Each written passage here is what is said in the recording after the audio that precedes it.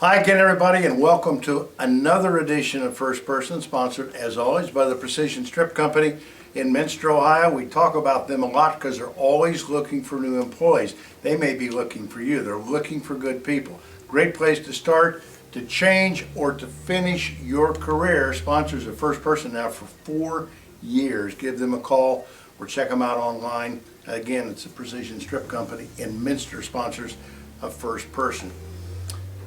The guy right here needs no introduction, especially to high school sports fans in Darke County and the Western Ohio Athletic Conference, to MAC fans, a lot of the Shelby County. He's Scott Ward. He is the sports director, the voice, sports voice of WTGR Radio in 97.5 here in Greenville. And Scott, I appreciate you taking the time to talk with us, but I want to say this. I'm a big fan. Well, thank you. I'm a big fan. I know what you do. I've done a little bit of it before, and I know the commitment and how hard work that is. So it's definitely a lot of commitment, for sure. When you think about all the time that gets put into it, gone many nights for many hours. It's a tough job, and I've done it. And I want to, going back to what I just said in the open, I don't know how many people really appreciate what you do when you go out to do a broadcast. Now, you and I get to the same gym and the same stadium sometimes about 2 hours ahead of and you may think he has a crew that shows up with him, but it's just you. Because when I worked at Frontier Broadcasting, oodles and oodles of years ago, that's one of the things that I had to learn. There's nobody going to show up to get the equipment set up for you. And not only that, you not only have to do the broadcast, you do the sales, you do the marketing, you do everything. And I hope people appreciate that enough, because that is one heck of a night. Yeah, it is. You know, you get and maybe one person to help you during a game, you know, to help you with your stats and things like that. Not always, though. Not always, though. I do have a good crew, whether it's football with Tim Borchers or, you know, some of my employees here. They do an excellent job. But like you said, a lot of times it's a one-man show. But behind the scenes, like you said, sales, marketing, yes, sir, all has to be done, because as many people don't understand, without that, our job's not possible. I got it better than you, because Press Pros, I've got about 5 or 6 people working behind the scenes. When we get back in at night, we have the stories, and we get the stories written and put everything together. We got those people back there in Columbus and over here doing that. You don't have that luxury. No, not at all. My best, I guess, if it's not for the people putting it on right there, you know, those people we call board ops, to make sure that we're on the air when we're supposed to, and when we're, you know, everything's going across. So those are the behind-the-scenes people I think you have at that point. Yeah. I don't want anybody confused. This is not ESPN. This is WTGR. Yeah. Scott Ward is our guest, the sports voice of WTGR. Does a lot of the Darke County school games here, principally the Versailles Tigers. We're going to talk about that in a minute. But I want to talk about who got you interested in this gig, because when I started, I had Joe Neves, and you know Joe, and Joe was such a tremendous talent in radio, and he kind of taught me the ropes, and I had him to kind of copy after. But how about you? How did you get your start, and who taught you the ropes?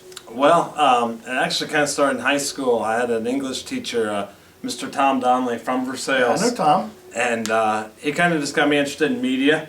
So I stuck with that, became a Falcon of Bowling Green State, and was at a college radio station, and just slowly got to be doing some sports there. And I loved it, fell in love with it at that point, and eventually was able to get here, and through the ranks, got to where I'm at right now. Did Tom tell you you had a face for radio? Well, he How old is that joke?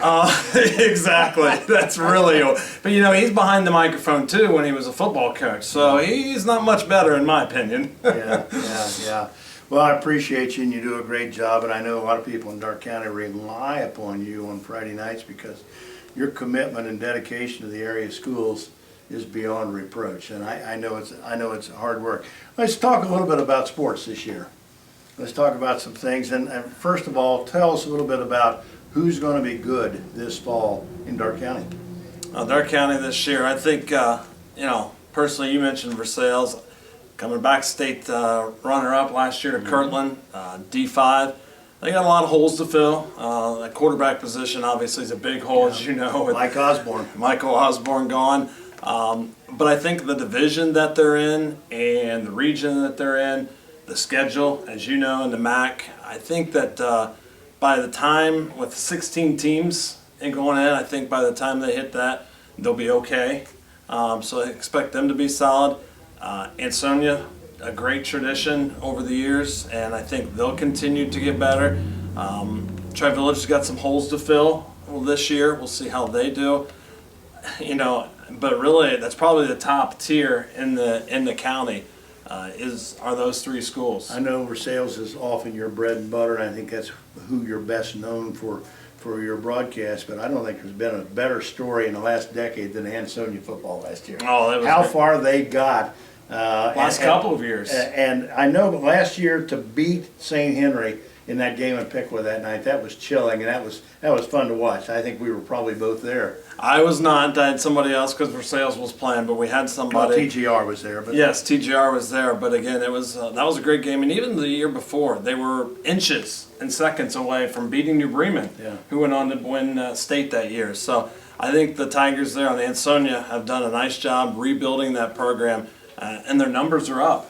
That's the great thing, is see numbers in Ansonia up like they are. I tell you this all the time. I know you read our website, every day, but the number of people who have asked me over the years, and I know they have to ask you because you do a MAC team here in Versailles, what makes the MAC the MAC? Why year after year have they won 43 titles in football and 153, 4 titles overall in all sports? How do you answer that question when people, I tell them now, don't ask me that anymore.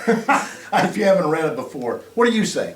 It's tradition, and I think it's strength of schedule, no matter what. And you see the other schools starting to beef up their schedule a little bit, but when you just, years in the past, teams walk out onto the football field, I've always said they're up 14 points before that ball is even snapped. That's what Al used to say. Yeah, and I think that's just the scenario now. A MAC team walks out there against an opponent, and they're up 14-0, and that's a tough thing for 16, 17, 18-year-olds to comprehend. Yeah, because they bought in Al Hetrick, is who I was talking to, and Al used to tell me, when we walk out of the locker room, we want the other team to think they're already beat. And most of the time he was right. That's right. Most of the time he was right. Well, I'm going to add a little bit to that in saying that I just think that the expectations in all these communities, I know they're very high, not only on the field, in the gym, but in the classroom. I know it's that way at St. Henry. I know it's that way at Coldwater, at Marion, Fort Recovery, so many of the schools, area schools, Minster, New Bremen. And I think expectation, and as you say, tradition has an awful lot to do with it, because who wants to be the class that doesn't get it done, right? Yeah, and I think, the great thing about it is they all push each other. Whether it's a freshman or the sophomore, they're pushing each other. Hey, that could be my spot, or that's me next year. So they're getting and pushing each other in every single sport, and even in the classroom. Hey, I want to be that 4.0 or that 4.0 plus. Yeah. You and I do a lot of interviews. I got a couple questions for you. Feel free, you can ask me a couple questions. But let me ask you what you're looking to, or what you wonder about, or what's on your mind about the 24-25 season. There have been some changes. 7 divisions of just about everything but backgammon, I wrote the other day. Just tell me what you're sitting here wondering about between now and next May 31st, what you're going to see, and some of the attitudes, maybe changes that change the face of what we do. I think the 7 divisions is going to be very interesting to see how that comes out. Is it all about more trophies? Is it about getting more kids a winning experience? For these smaller schools, is it helping them? Is it not? Obviously, I think it's better for the bigger schools. For instance, like a Greenville, they're not playing those top tier teams with a bunch of numbers. It's more their level. So I think the 7, and that's been everybody's question: is it good? Is it bad? So I think that's going to be very interesting, and just seeing these kids and that go from one sport to the next to the next. That's what I'm always fascinated by is, 2, 3 sport athletes, how good they can make that transition in every school district. Yeah, I don't disagree with it. Let me add this. Something in the back of my mind is that they're not going to be able to have all the regional games in the same place they used to have. So they're going to be spread out. Some of them are going to be in Wagon Tongue High School's gym,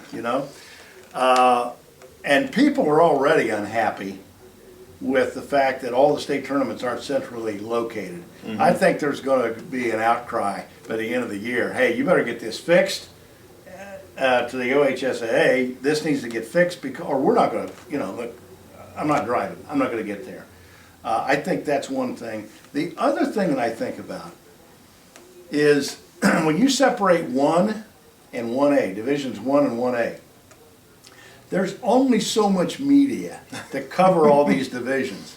And you and I both know that 70% of the print media in Ohio are in the urban cities. They're in Toledo, Cleveland, Columbus, Dayton, Cincinnati, Youngstown, places, Akron, places like that. So every time they split something or somebody gets moved down 2 to 3, 3 to 4, it waters down the media. And I just wonder if there's not going to be big holes in coverage for some high school sports. Now, I don't think it's going to be so much around here because 5, 6, and 7, everybody's been doing them for all these years. But I think at the top, you could have some holes in coverage. And I think there's people's going to miss what they've gotten used to and what they take for granted. Oh, I would agree. I think you think back, 10, 15 years ago, pick up a Saturday paper, you could read about the Friday night game. How much has that changed and evolved? Whether it's less print, now everything's on the internet. And you go back to the point too, state basketball semis, everybody wants to get to state semi just to be, whether it was at OSU or now at UD. That was kind of a goal to a lot of people. Then the next step was that state final. Mm-hmm. You're not going to have that this year. No state semifinal at a big arena. Yep. It's going to be somewhere neutral. It's going to be at Wagon Tongue High School. Exactly. So I think that is what's going to make a big difference. And I agree. I don't think a lot of people are going to like that. It's going to be an interesting year. It's going to be a lot of changes, I think, and some different attitudes about what people see and how far they have to go to see it. What's your favorite sport to cover? Baseball. I should have known that. Baseball, no question about it. I think anybody that reads press pros on a daily basis, like the guy said, I'm tired of reading about the MAC, I think they're probably tired of reading about baseball. Oh, so, yeah. And how about you? Boy, that's tough. I like fast sports. It's got to be basketball then. It's either basketball or even volleyball. Mm-hmm. And obviously we got that here in this Got area. some pretty good volleyball in this league. Yeah, and softball. It's fast. It's quick. You can broadcast in an hour, hour and 10. I'm pretty good. And Greenville's got a great tradition here. They do. So yeah, they do. Tri-Village is young. They're going to be. They were regional finalists last year. So anything fast. Now, don't get me wrong. Football's great, but I like stuff that's fast, fast-paced. Well, you got a lot of kids, so you want to get home. That is true. I want to get home for the sunset. And see my wife, too. I got to give her that credit. Scott Ward, again, appreciate you. Appreciate what you do, how good you are, and particularly the commitment you are to the people in this county and the leagues that you cover. And again, if you haven't heard him, he is superb in the way he does his job. And I just hope you don't take that for granted and appreciate the job you do. See ya in the stadium soon. Yes, thank you very much. All right, that wraps up this edition of First Person, again sponsored by the Precision Strip Company in Minster, a great place to start, change, or finish your career. Check them out. For Precision Strip, Scott Ward, and all of you out there, we start a 15th season of Press Pros Magazine this Friday night. Looking forward to having you with us each and every weekend. Appreciate your support, and we'll see you next time on another edition of First Person.